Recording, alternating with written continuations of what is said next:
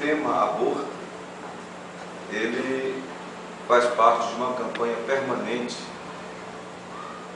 que a Federação Espírita Brasileira implantou já há alguns anos, justamente para nos fazer refletir sobre esta ação humana que, para a própria doutrina espírita, é uma ação extremamente equivocada, a prática do aborto.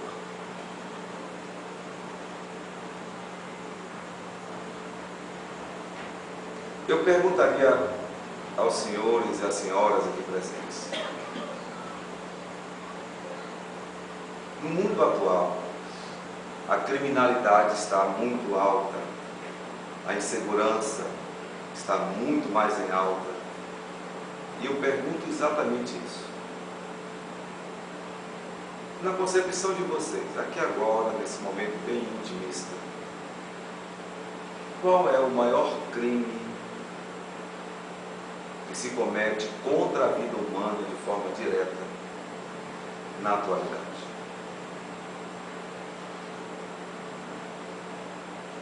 Podem opinar, fiquem à vontade.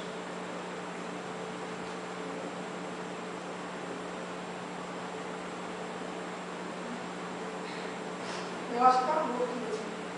Quem falou? Mas não ache não, porque é certo.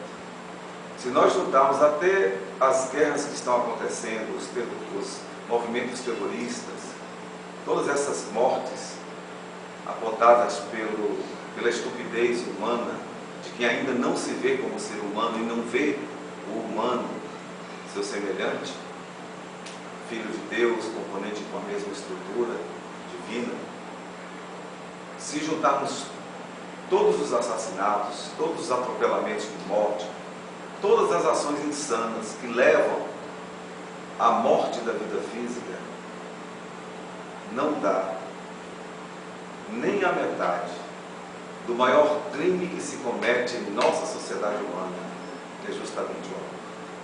Suicídio. Oi?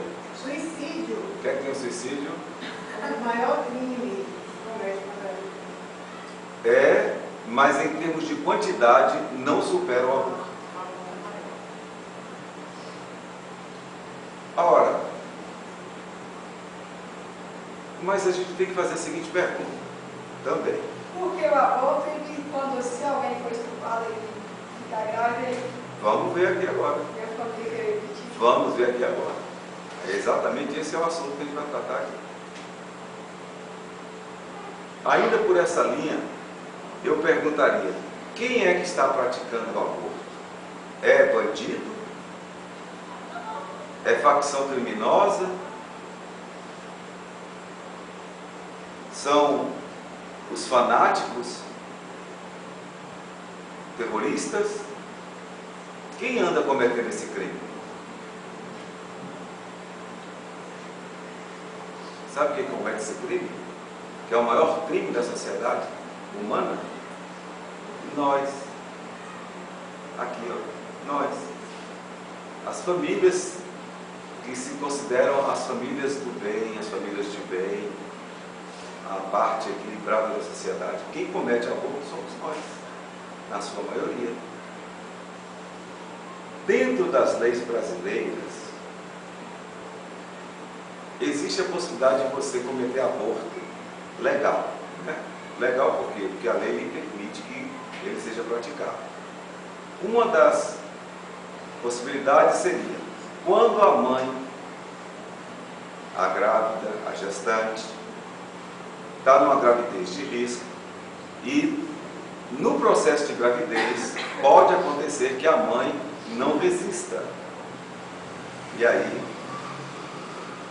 pode sobreviver o filho e a mãe não. Nessa situação, a lei brasileira atual, vigente, ela permite que, se os médicos constatarem que a mãe corre risco de vida no processo da gravidez, no nascimento do filho, há a possibilidade de que o parecer médico, indo para a justiça e uma autoridade judicial, poderá autorizar o Estado brasileiro, o programa governamental de saúde a pedir que algum médico pratique o aborto para preservar a vida da mãe. E nesse sentido, Allan Kardec perguntando aos espíritos, eles até que consideraram, bom, numa situação extrema, a vida que já está constituída, a outra que está em formação, se há esse risco comprovado, então pode-se pensar assim, em preservar a vida da mãe e seguir adiante. Porém, temos que ressaltar que muitas mães heroínas, como a maioria das mães, infelizmente eu tenho que falar com uma maioria, porque nem todas são, elas, mesmo tendo esse parecer de que correm risco de vida, elas dizem, eu prefiro até morrer, mas garantir que meu filho viva. Uma vida nova, vai ter uma nova oportunidade, ainda que eu morra, deixa o filho viver. E a maioria, a grandiosíssima maioria que fez essa opção, sabe o que aconteceu? Elas não morreram. Mesmo contrariando todo o parecer médico de que isso seria impossível. Há também, na legislação brasileira, aí entra a sua questão, de que se alguém foi violentada, uma mulher, no caso, lógico, foi violentada sexualmente, e daí adveio uma gravidez não planejada, por estupro, por violência, constatando-se esse processo também, uma autorização judicial poderá garantir que um médico do sistema governamental, do sistema público, possa praticar o aborto. Mas existe um programa, feito inclusive por freiras de Belo Horizonte, de Minas Gerais e em outros lugares, mas principalmente esse grupo, que é um grupo anônimo, até por conta da forma preconceituosa com que se trata desse assunto. Lógico, a gente vai entender que a gente tem uma crueldade imensa, né? A gente faz bullying por qualquer coisa. Imagine se você tiver na sua companhia alguém que nasceu vítima de estupro, ou através do processo de um estupro. Se ali não vão aparecer as piadinhas, as gozações, você não é filho de ninguém, você é filho da delinquência e coisa por aí. Em função desta inconsistência moral da sociedade, há a possibilidade de que se pratique o aborto nas condições de que falamos, porém, esse grupo de freiras dá todo o suporte, garante mesmo que aquelas mulheres que, mesmo que tenham sido vítimas de estupro, engravidaram a partir daí, muitas vezes os estupros praticados pelas pessoas próximas, familiares, se elas quiserem garantir a vida do feto, do filho, do nascituro, elas vão dar todo o suporte para garantir aquela vida.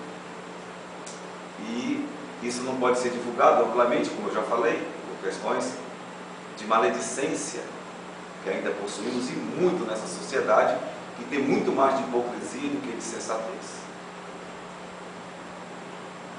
E elas dizem, garantem, que aquelas mulheres que deixaram a gravidez ir adiante por estupro, os seus filhos hoje são pessoas extremamente maravilhosas. Cidadãos de bem, que honraram, que dignificaram, que trouxeram alegria para a família. Olha que coisa. Eu mesmo, como espírita, fico igual a que a nossa amiga fez esse questionamento importante, que é para isso mesmo que nós estamos aqui. Já me perguntei muitas vezes, se alguém da minha família, uma mãe, uma irmã, né, as pessoas próximas, a filha, no caso, se passar por um processo de estupro e viram a gravidez, o que é que eu faria? Eu garanto a vocês que há 30 anos, quando eu questionava isso, eu dizia que eu não fique frente a frente com o estuprador, que eu vou me tornar um assassino. Depois de 30 anos, hoje eu já digo pureza d'alma. Não. Ainda que seja uma violência, se veio uma vida, eu vou lutar para que a pessoa violentada esqueça a violência e trate-a de uma forma psicológica adequada, mas que preserve a vida. Deixe a vida seguir adiante. Porque como reencarnacionistas que somos, entendendo que o maior processo de misericórdia de Deus, como já falamos aqui, é justamente a reencarnação. É o caminho pelo qual todos os espíritos vão evoluir e vão chegar à perfeição. Não tem como você chegar a Deus se não reencarnar tantas vezes quantas forem necessárias. Então não importa como a gravidez aconteceu. E eu fiz um questionamento ontem na nossa turma que falava sobre isso. Eu digo com toda a sinceridade de alma, mesmo as pessoas que nasceram nas famílias tidas como normais, politicamente corretas, será que todos os relacionamentos sexuais que geram filhos na lei de procriação são realmente feitas com base no amor? Todos nós aqui, quando nossos pais tiveram o ato sexual, eles realmente estavam se amando? Estavam pensando no filho que ia nascer? Ou foi uma coisa qualquer, uma coisa casual, ou até uma coisa fingida? Quantos casais tem que vivem de aparência? O importante para alguns é aparentar, que não precisa ser.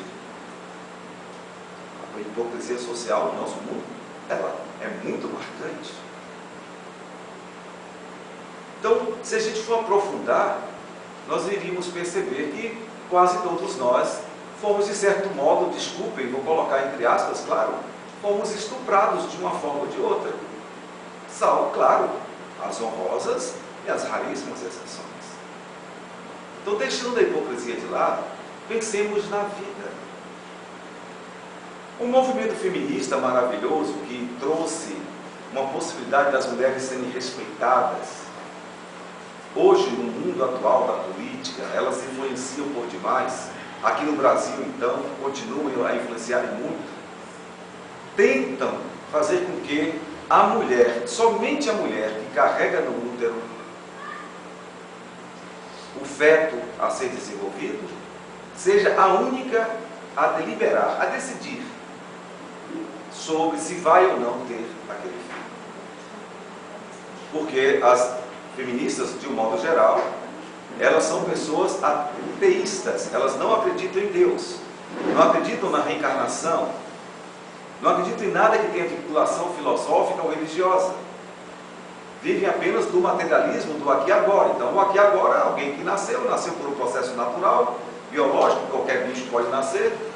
Então, eu posso decidir se eu vou ter ou não vou ter aquele filho.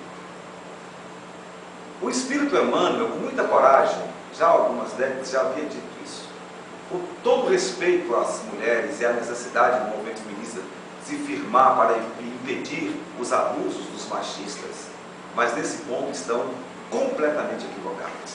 Respeitemos a religião ou a falta da religião delas, mas desconsiderar que isso aconteça também é uma temeridade, porque a vida não pertence a ninguém, a vida pertence exclusivamente a Deus. A Federação Espírita Brasileira, ela já se colocou perante os senadores e os deputados, porque esse assunto está sendo tratado nos últimos anos, desde o governo Fernando Henrique e os demais que têm essa tendência socialista, feminista com predominância, ou com predominância feminista, vem tentando colocar o aborto como coisa a ser assim bancada pelo governo. E nós vamos pagar impostos, vamos também garantir que o aborto aconteça. Na Inglaterra isso já acontece há muitos anos. Nos Estados Unidos, alguns estados, lá todos os estados são livres, permitem o aborto, outros não.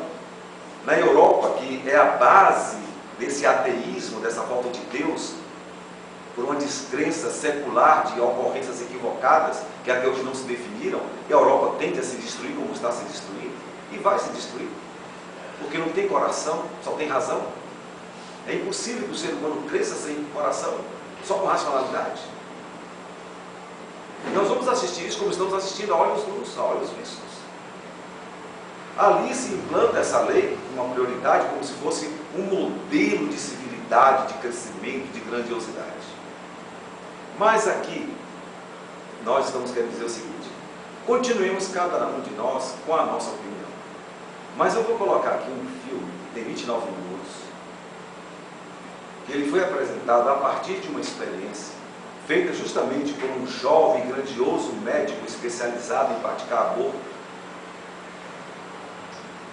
Depois de ter praticado mais de 10 mil abortos, ele entrou numa fase, especialmente na década de 1970 e 1980, onde a fetologia ganhou notoriedade.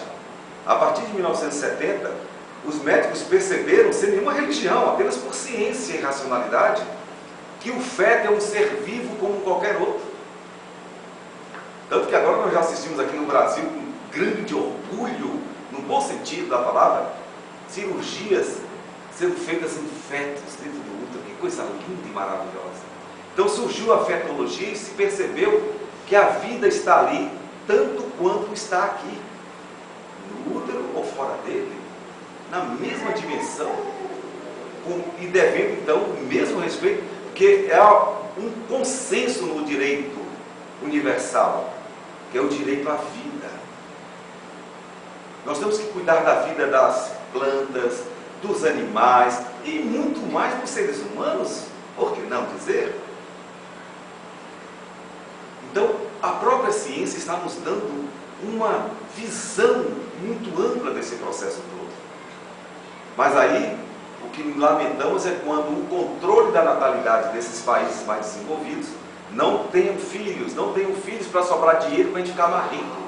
Esses países estão entrando em falência, estão desaparecendo, porque não estão respeitando o crescer e multiplicai-vos da Bíblia e a lei de reprodução apontada em O Livro dos Espíritos, como sendo um traçado de Deus.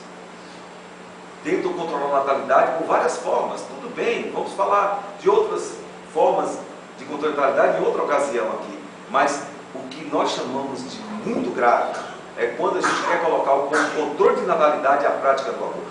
O Citotec, esse remédio foi colocado nos países subdesenvolvidos como sendo remédio para a úlcera, mas na realidade com a indução para que ele fosse um abortivo rápido, para matar o feto de uma forma muito rápida e depois a pessoa, a mulher, ia para praticar a curetagem, né? Que seria o esquartejamento do feto. Uma questão é básica. Se uma mulher, independente da sua religião, pudesse ver o filme do que é um aborto, temos a certeza que, feminista ou não, com a sensibilidade materna, nenhuma mulher se prestaria a isso. Algumas falam, não, mas eu sou pobre demais, eu não tenho como dar comida aos meus filhos, eu vou abortar. Bom, péssima decisão. Outras falam porque são ricas demais.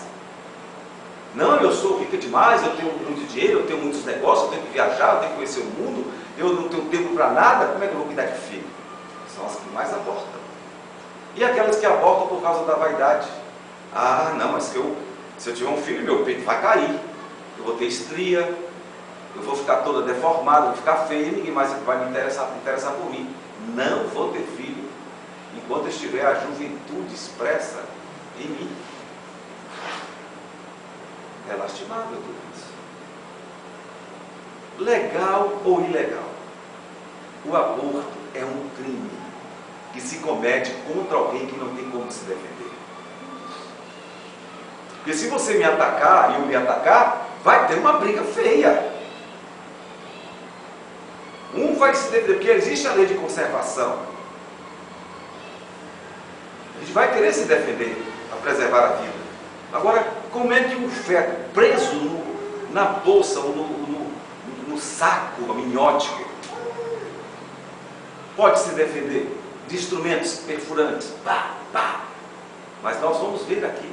Porque quando esse médico, o maior abortista do mundo, ele contou agora com a tecnologia do ultrassom, o avanço da ciência, fez com que agora nós pudéssemos ter instrumentos filmando o que acontece dentro do útero através de ondas sonoras. E esse médico fez a filmagem até para fazer as suas aulas, que ele dava aula para vários alunos que se especializavam em serem abortistas ou aborteiros. Mas quando ele viu o filme, Já durante a cena ao vivo, ele mudou completamente sua postura. Ele não sabia que aquilo acontecia. Que o feto ficava assim, se jogando, tentando se defender, gritando num silêncio de uma coisa que não podia ecoar para fora. Ele estava abafado. Então esse médico divulgou esse filme na década de 1970, isso apareceu no programa Fantástico, eu era adolescente, lembro como hoje. Eu fico lamentando porque esses filmes não passaram mais, porque também quem filma isso não tem coragem mais de passar adiante. Mas teve aqui um médico que também já foi um diretor americano durante 2 anos de clínicas de aborto nos Estados Unidos, que também se tocou e disse, não é por aí. Então ele colocou, esses dois tiveram coragem, tanto que a gente não vê um filme antigo, vocês vão ter que ver com muito cuidado, porque a indústria do aborto só cresce no mundo. É o crime que mais se comete na humanidade. Junta todos os crimes, gente. Não dá a metade do que se faz com o aborto. E eu volto a dizer, quem comete o aborto? A gente, ó. Não é bandido não, nós, as famílias. A mãe solteira, a menina teve uma gravidez não planejada, o namorado teve lá um momento sexual e caiu fora, não sabe o que é, ficou grávida. Aborta. O próprio pai, a própria mãe é quem manda abortar e financia o aborto. Então, todos os anos aqui, a nossa instituição tem esse cuidado de trazer esse assunto à baila. E hoje nós vamos colocar esse filme, que tem 29 minutos de duração, explicando pormenorizadamente algo científico, não é religioso, sobre o que seja realmente essa matança chamada aborto. E o que eu peço é que essa sensibilização faça com que a gente entenda que nós estamos aqui para preservar a vida. Eu tenho uma campanha pessoal, já há 30 anos, de pedir a todo mundo que tenha contato com alguém que está com alguma dificuldade, uma mãe solteira, sei lá, entre aspas, alguém que está sendo pressionado a praticar aborto, que vamos fazer o possível. Agora mesmo tivemos uma situação, de novo, todo ano acontece isso, e a gente mobiliza, vamos embora, a gente vamos incentivar a pessoa, ou financeiramente, seja lá como for, não vamos deixar o aborto acontecer. Esse crime tem que ser parado. Antes de parar os corruptos do Brasil e do mundo todo, antes de parar o terrorista, antes de parar esse povo que está aí matando a torta e a direita, os assassinos que matam até por um tênis na porta da nossa casa, tem uma coisa muito mais grave acontecendo que ninguém comenta, ninguém fala. Que esse crime que são as famílias de bem que estão cometendo. Isso vai ter consequências. As mulheres, principalmente, vão ter consequências graves, doenças vaginais, uterinas, gravíssimas, como está acontecendo. Consequência do aborto, se não nessa encarnação, nas próximas. Os tormentos psíquicos, dos remorsos, quando cair em si depois que desencarnar, do crime que se cometeu contra quem? Contra Deus. Deus programou a reencarnação, não adianta querer ser contra a reencarnação. É assim que a vida funciona. O espírito tem que voltar à Terra, ele tem que reencarnar, ele tem que passar por provas. E o meio que Deus dá, contando conosco como cooperadores, é que nós sejamos agentes, parceiros dele, para que a vida prossiga no processo reencarnatório, até que a gente aprenda a viver, a amar, a perdoar, a dignificar a existência, a respeitar a vida. Então, aborto não, jamais, em qualquer circunstância. É o que nós temos a dizer. E deixamos aqui registrado e pedimos a paciência de vocês, que hoje nós teremos agora mais 29 minutos desse filme que vai tentar fazer uma síntese dessa experiência que nós comentamos aqui. Posso fazer só um? Sim. Você falou da curetagem. O processo de curetagem em si não é o ato do esquartejamento ou do processo abortivo, não. A curetagem é quando o neném já morreu, o feto já morreu, é feita uma limpeza, uma raspagem do útero para tirar essas células, para não causar infecção na pessoa, entendeu? Na mãe, no caso. Aí a curetagem não é mais um processo, é um processo médico que é feito para retirada dessas células mães. A curetagem, desculpa, então deixa eu falar aqui. A curetagem é quando o feto já morreu. Então, o assunto é muito vasto. Agora, no aborto espontâneo, o feto também já morreu. Exato. Então, vai ter que se fazer a curetagem para retirar. Então, nesse caso do aborto espontâneo, que é uma outra faceta do aborto. Não, tanto faz, tanto seja com o aborto espontâneo, como o próprio aborto já feito mesmo, a curetagem só é feita para poder retirar o que já estava morto. E foi o que eu disse. Foi o que eu disse. Talvez a sua preocupação, porque você já teve um aborto espontâneo e a curetagem foi feita. Então, dizer que quem fez curetagem cometeu um crime. Curetagem é a retirada do feto que está ali. Então, quem cometeu o aborto, um ocitoteca, alguma outra coisa, morreu, aquilo, se ficar lá dentro, a mulher vai ter infecção, vai morrer. Então, o médico tem que tirar. E é um método de sucção, e é brutal. O aborto espontâneo também tem que fazer a curetagem para tirar aquele elemento, né, que já está morto dentro do organismo. Então, curetagem é um procedimento depois que o feto morreu. Que seja de forma espontânea o aborto, ou que seja criminosa ou delituosa, de qualquer forma, é um procedimento brutal. É o que nós vamos ver aqui, inclusive. Ok, gente? Ali a nossa amiga que falou sobre o estupro, entendeu a nossa colocação? Então, eu hoje, se minha filha for estuprada, espero que nunca aconteça, eu vou lutar, se ela engravidar, para que o filho venha. Eu vou querer o meu neto. Quem é o pai? Não importa, é Deus. O pai é Deus. Quantas... Hoje mesmo, gente, eu fui fazer um procedimento para ajudar uma pessoa, lá no banco, porque ela precisava de uma ajuda financeira. Quando chegou na hora da liberação do recurso que a pessoa precisava, o que aconteceu? Não vai poder, porque não consta na sua certidão o nome do pai. Quer dizer, foi uma pessoa que a mãe solteira teve, o pai não assumiu, mas como não tem um sistema, porque lá na hora de preencher a ficha tem que ter nome de pai e de mãe, não teve, o sistema bloqueou. E a pessoa ficou sem ajuda. Então, a gente vai entrar nesse preconceito também. Né? Quem é o pai?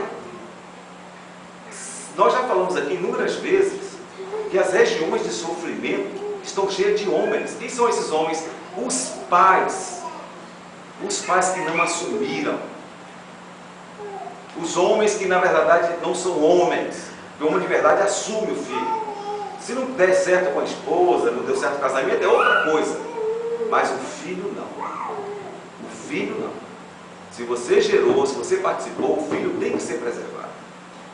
Então, hoje, quem está sofrendo lá, rangendo os dentes e chorando nas zonas de sofrimento, são os homens, exatamente aqueles pais que fizeram filho, participaram do processo biológico e caíram fora, abandonaram as mulheres.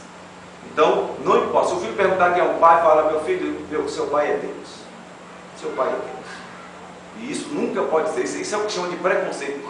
Hoje, fala-se até que para o mundo espiritual, os nossos protetores que acompanham essa realidade transitória do planeta, você sabe quais são as pessoas mais abraçadas, mais elogiadas, mais queridas dos espíritos bons? Faz ideia? As mães solteiras, porque são heroínas. Elas enfrentam família, enfrentam o homem covarde que não quis assumir, enfrentam tudo, dizer: eu vou ter meu filho e vou criar. Essas são as heroínas dos tempos modernos. Então não tem problema. Se o filho perguntar, fala a verdade. Mas tem um filho. É o que a gente pensa. Então, vamos agora à nossa apresentação midiática. E desde já, muito obrigado a todos pela respeitosa atenção. Fiquem bem atentos, porque o filme precisa de muita atenção para a gente entender todo o processo que está sendo explicado. Todo o material contido neste filme é autêntico. Algumas cenas contêm material explícito e se recomenda supervisão paterna.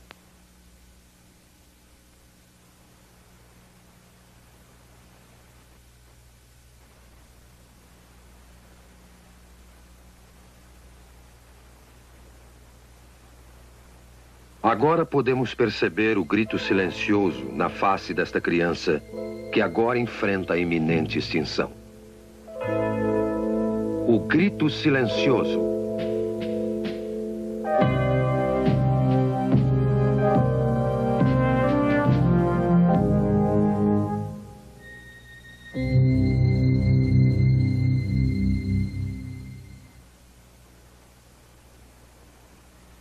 Meu nome é Bernard N. Nathanson.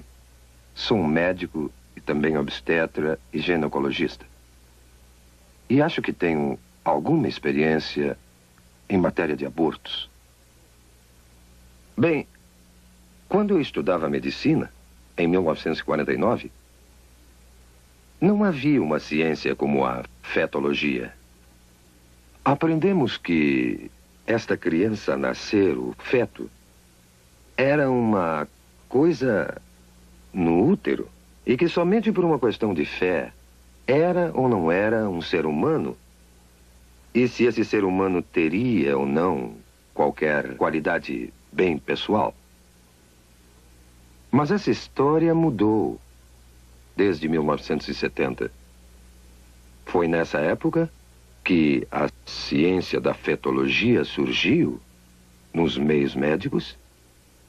Surgiu pela mera apresentação de grandes e novas tecnologias, como a imagem ultrassônica, o monitor eletrônico do coração fetal, fetologia, histeroscopia, teste imunológico e uma série de outras novas tecnologias que hoje constituem, de fato, o corpo da ciência da fetologia.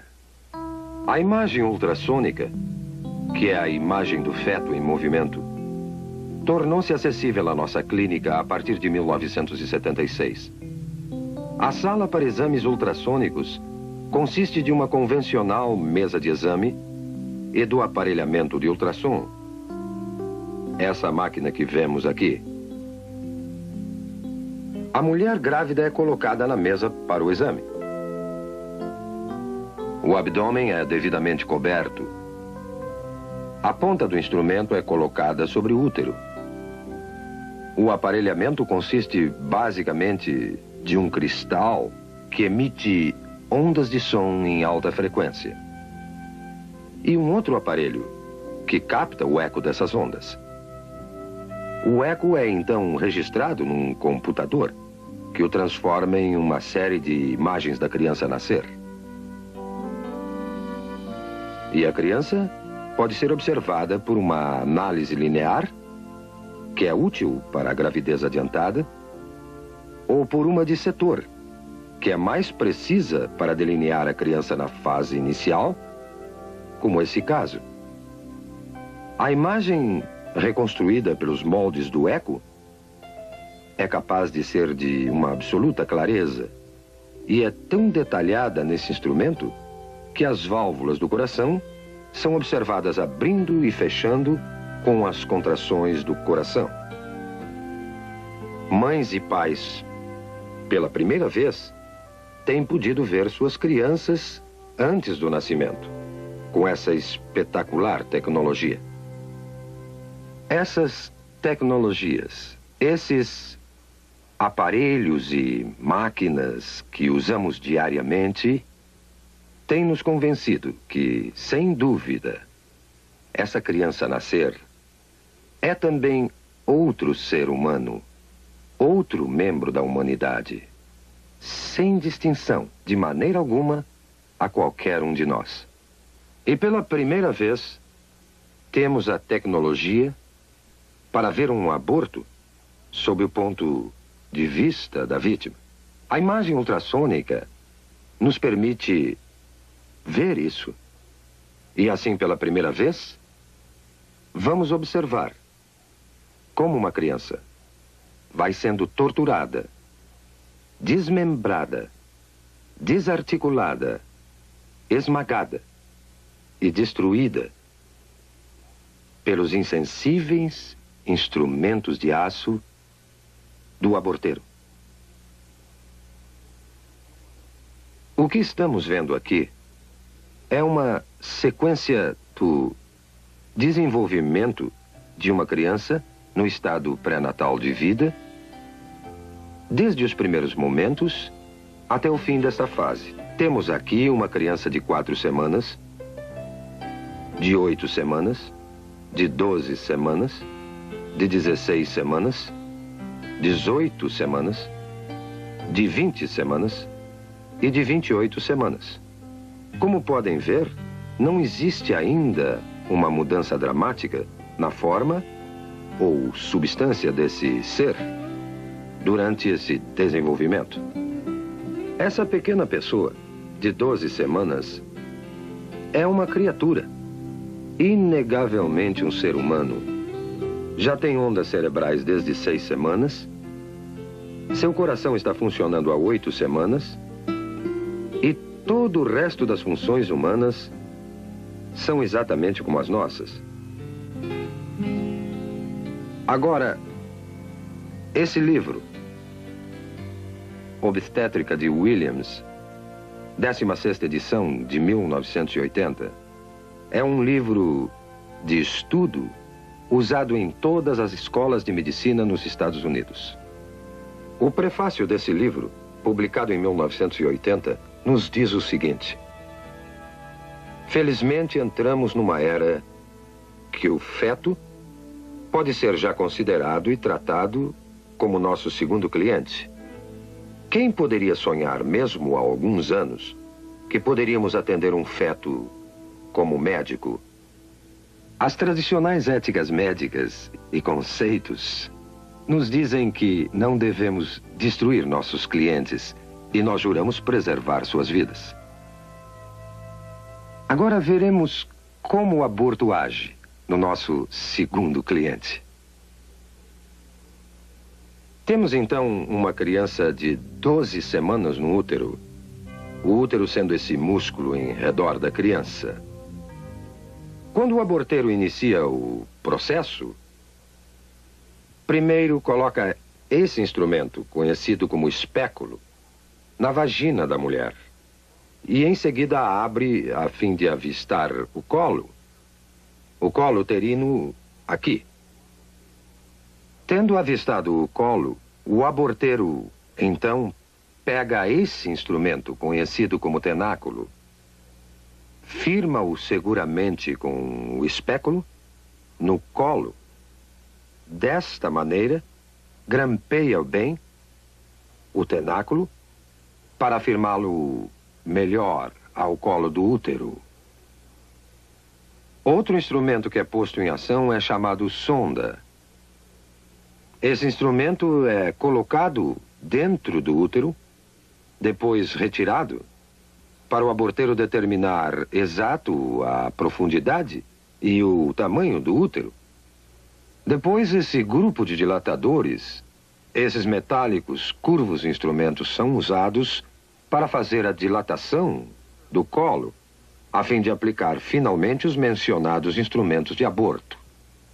O aborteiro primeiro introduz o mais fino desses instrumentos dentro do colo, a fim de dilatá-lo, girando o instrumento para uma parte mais larga, introduz essa ponta e vai então trabalhando através das várias graduações que aumentam o tamanho final do instrumento dilatador.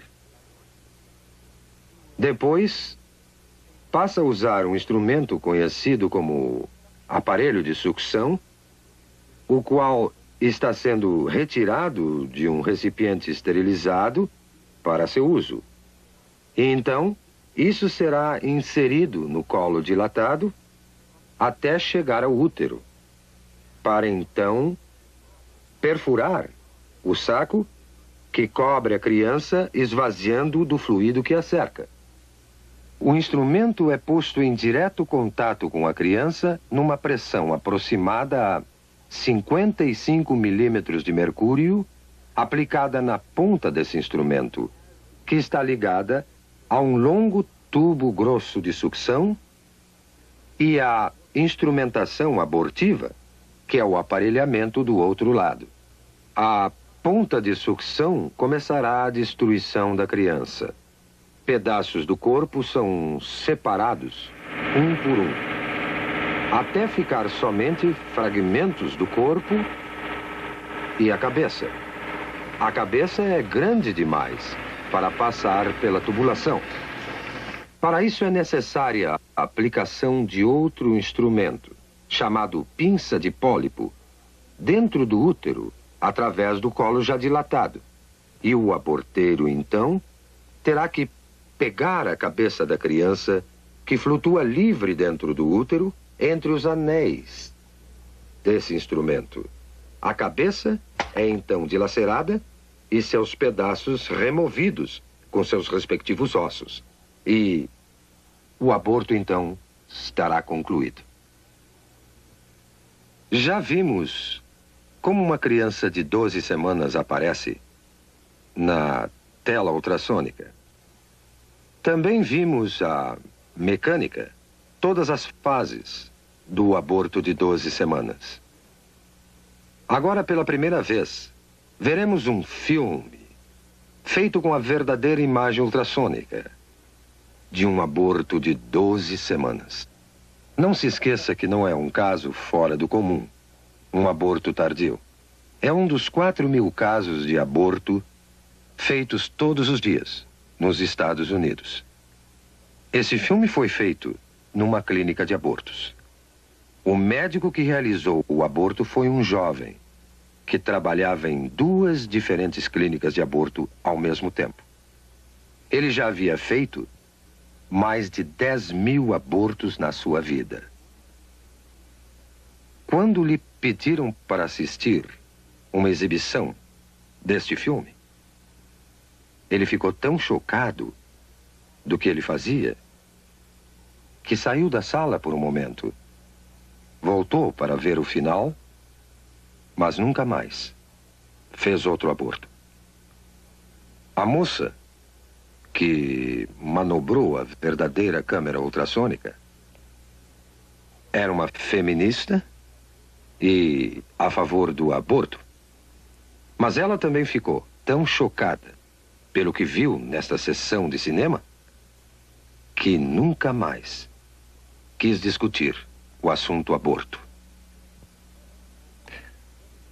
Mas vamos voltar ao filme em questão. Estamos observando um detalhe de uma verdadeira imagem ultrassônica de uma criança de 12 semanas. A criança está colocada nesta direção. Vocês estão vendo a cabeça da criança aqui, o corpo inteiro da criança aqui, e essa imagem é a mão da criança perto da boca. Olhando essa criança mais de perto, observamos o olho ou a órbita ocular aqui, o nariz da criança aqui, sua boca aqui, e até vemos o ventríloco do cérebro aqui. Esse é o fluido que enche os espaços do cérebro. Vemos o corpo da criança aqui, com as costelas em silhueta, e sua coluna vertebral atrás. Essa é uma área granulada de tecidos. Na parte superior, parece ser a placenta da criança. Podemos até distinguir aqui as coxas, as extremidades inferiores saindo do corpo, desta maneira. Agora, vamos à ação. Vemos o coração batendo no peito da criança. Suas batidas são de 140 por minuto aproximadamente. Agora, vemos a criança se movendo dentro do útero. E observamos várias mudanças de sua posição. Ela ainda está colocada desta maneira. E a boca está recebendo o polegar da criança. A criança está outra vez movendo-se calmamente no seu santuário. Agora, esta sombra que estamos vendo na parte inferior da tela é a ponta de sucção que foi deliberadamente colorida para que possamos distingui-la com mais clareza. Mas o aborteiro dilatou o colo e está inserindo a ponta de sucção que podemos observar se movimentando na tela. Podemos notar que a ponta de sucção, que está aqui, quando se move em direção à criança, ela recua do objeto e começa a produzir movimentos violentos e agitados. A criança se move com mais determinação. Sua posição muda constantemente. E ela retrocede mais uma vez aqui. A ponta de sucção ainda não tocou na criança. E mesmo assim, ela permanece agitada e movendo-se violentamente. A criança virou agora outra vez de perfil. E a ponta de sucção volta mais uma vez a aparecer na tela. A boca da criança está aberta o que veremos mais uma vez em outro momento. Mas esta ponta de sucção, que vemos se movendo violentamente na parte inferior da tela, é um instrumento mortal, que eventualmente irá destruir a criança. É só depois que o saco é perfurado para a saída do líquido que a ponta do aparelho entrará em contato com a criança. Mas podemos observar a ponta movendo-se enquanto o aborteiro procura o corpo da criança. Mais uma vez vemos a boca da criança aberta, como se estivesse emitindo um grito silencioso. Este é o grito silencioso de uma criança prestes a enfrentar sua extinção. Agora as batidas do coração aumentam dramaticamente e os movimentos da criança são mais violentos, como percebendo a agressão ao seu santuário. Está se afastando e podemos vê-la movendo-se para a esquerda do útero, numa tentativa patética de escapar aos terríveis instrumentos que o aborteiro usa para extinguir a sua vida. Agora, o coração está visivelmente acelerado. Suas batidas chegam a 200 por minuto. Não há dúvida alguma que a criança percebe o perigo mortal que a espera. A membrana foi perfurada e o fluido escapou. Não se vê mais o reservatório de líquido protegendo a criança. Mas uma vez que o fluido saiu, a ponta do aparelho de sucção se firma no corpo da criança e a criança é puxada para baixo pela ponta de sucção do aborteiro com a pressão negativa aplicada e o corpo está sendo desmembrado sistematicamente e separado da cabeça. A cabeça está nesta direção aqui. Eu estou no momento delineando a cabeça. As partes inferiores já foram destruídas. E vemos a ponta de sucção brilhando de espaço a espaço na tela como uma série de ecos. Enquanto a criança está sendo empurrada de um lado para o outro, enquanto a ponta de sucção está sendo aplicada ao corpo desta maneira e o aborteiro está exercendo sua tração na criança. A cabeça é ainda perceptível aqui. O corpo já não se pode ver. Foi separado da cabeça. O que vemos agora é a cabeça mesmo, que é chamada linha média do eco, e vários fragmentos de ossos. Mas a cabeça, que estou delineando aqui, nessa criança de 12 semanas, é grande demais para sair inteira numa peça de dentro do útero. O aborteiro terá que empregar este instrumento, a pinça de pólipo, numa tentativa de segurar a cabeça. Ele agora tentará dilacerar a cabeça com esse instrumento, dessa maneira, e remover a cabeça aos pedaços de dentro do útero. O aborteiro e o anestesista têm um código secreto entre eles, que os protege da pavorosa realidade dos fatos. O aborteiro e o anestesista se referem à cabeça da criança, que agora é chamada de número 1. O anestesista, então, perguntará ao aborteiro: o número 1 já saiu? Já acabamos? Vemos agora, intermitentemente, os dentes ou lâmina desse instrumento aparecendo nessa imagem aqui. A cabeça tende a flutuar, solta no útero, e aqui estão os dentes ou lâmina desse instrumento vindo por aqui, e a cabeça está sendo agarrada pela pinça de pólipo e puxada para baixo em direção ao colo. Agora, tudo o que vimos sobrando são simples resíduos, simples fragmentos, pedaços de tecidos que documentam que ali viveu uma vez um indefeso, frágil ser humano. Considerando o impacto do aborto na nossa sociedade, vamos olhar algumas estatísticas do que realmente aconteceu nos últimos 20 anos. Nós temos dados confiáveis indicando que em 1963, bem antes do aborto ser legalizado pela infame decisão Roe versus Wade, eram efetuados aproximadamente 100 mil abortos ilegais anualmente nos Estados Unidos, e muito poucos legais.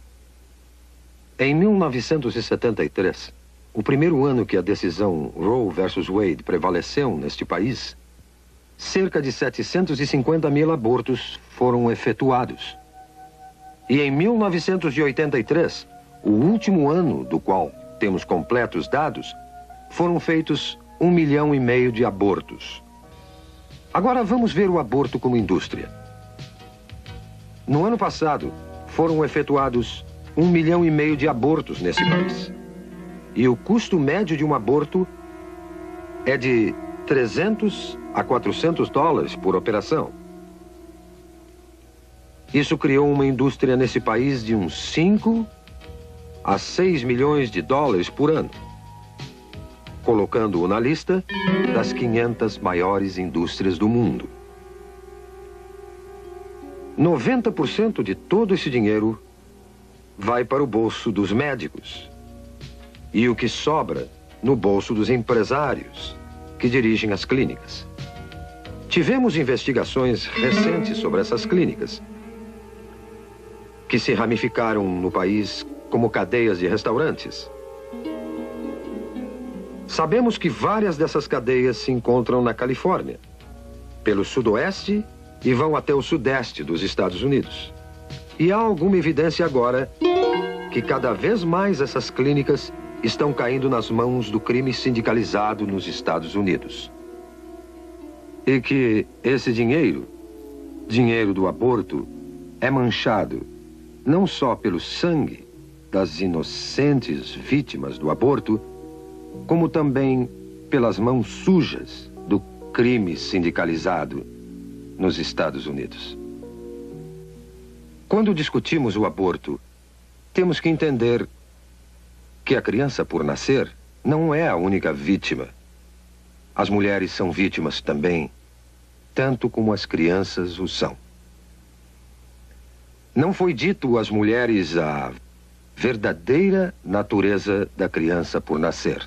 Não lhes foi mostrado os fatos reais sobre o que o aborto realmente é. As mulheres, em grande número, centenas, milhares, dezenas de milhares, têm tido seus úteros perfurados, infectados, ou sofreram destruição total de seus órgãos reprodutores como resultado de uma operação da qual não possuem um conhecimento verdadeiro.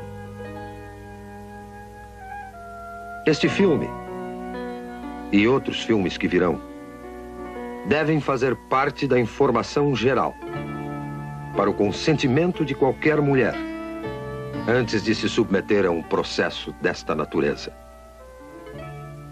Eu acuso a Liga Nacional do Direito ao Aborto. Eu acuso o Plano Familiar e todos os conspiradores da indústria do aborto de uma consistente conspiração silenciosa que faz a mulher ignorar os verdadeiros fatos sobre o aborto. E desafio a todos que ministram o aborto a mostrar esse autêntico programa filmado, ou um similar a este, a qualquer mulher antes de consentir num aborto. Como veem, acho que entendo um pouco de aborto. Fui um dos fundadores da NARAL em 1969, que é agora a Liga Nacional do Direito ao Aborto. E por um período de 2 anos, fui o diretor da maior clínica de aborto do mundo ocidental. A partir dessa época, passamos a ter uma ciência chamada fetologia, que nos permite o estudo do feto humano. E todo esse conhecimento concluiu, sem exceção, que o feto é um ser humano, igual a qualquer um de nós, e parte integral da comunidade humana. Agora, a destruição de uma vida humana não é solução para o que basicamente é um problema social. E acredito que recorrer a essa violência é admitir que a ciência, e pior ainda, a ética estão empobrecendo. Eu me recuso a acreditar que a humanidade, que chegou até a Lua, não possa criar uma solução melhor do que recorrer à violência. Devemos todos nós, aqui e agora, dedicar todos os nossos esforços para achar uma melhor solução. Uma solução composta de amor e compaixão e um decente respeito pela inegável prioridade da vida humana. Vamos todos, pelo bem da humanidade, aqui e agora, parar esse genocídio.